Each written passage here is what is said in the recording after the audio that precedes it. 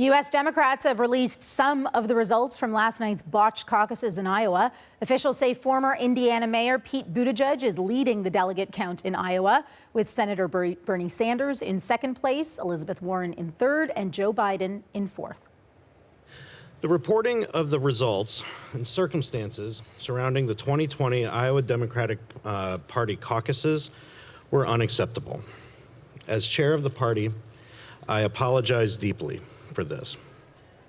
Iowa voters were the first in the nation to make their pick for the Democratic nominee, but the unprecedented failure to tally the results caused confusion and chaos that lasted all night and through today. The party blames a flaw in the app created to compile results. CBC's Stephen D'Souza joins us live from Washington with more on this. There are still only partial results right now, tonight, Stephen. What do they tell us? Well, yeah, 62% of the precincts are reporting, but it does give us a good sense of how things are shaking down. You know, a good night for Mayor Pete Buttigieg, a pretty good night for Bernie Sanders, but a bad night for Joe Biden. And it's interesting because going into Iowa, Pete Buttigieg had said that he needed to do well to remain viable. And of course, we see now that he did do quite well. Bernie Sanders is, spinning this now, touting that he got the most popular support. Of course, the percentages that we're hearing right now are the share of the delegate count that they're getting out of Iowa. But in terms of popular vote, Bernie Sanders saying that he got the most votes when it comes to the first and second choices of Iowa caucus goers.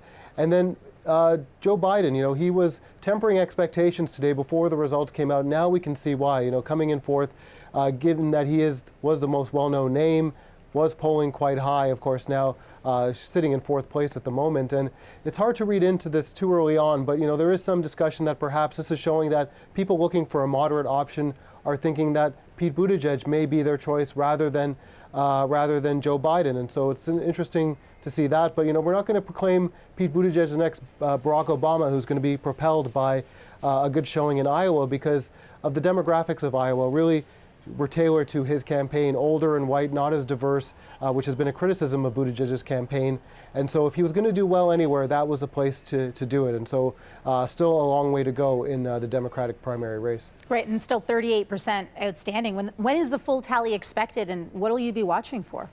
Well, it's interesting. We're not clear when we're going to get the full tally because the head of the Iowa Democratic Party didn't really give any indication as to when that's going to come. And so we'll be waiting to see, if it actually changes the order of the numbers. Perhaps Bernie Sanders may overtake Pete Buttigieg because they are quite close. But it'll be interesting to see overall just how these results affect the fundraising efforts, the amount of media attention, that always nebulous thing called momentum that comes out of Iowa. Who's going to have the momentum? Will it be Pete Buttigieg? Will it be Bernie Sanders? How the campaigns spin all of this. And New Hampshire is the next primary. That's where all of the candidates went right away, right after Iowa.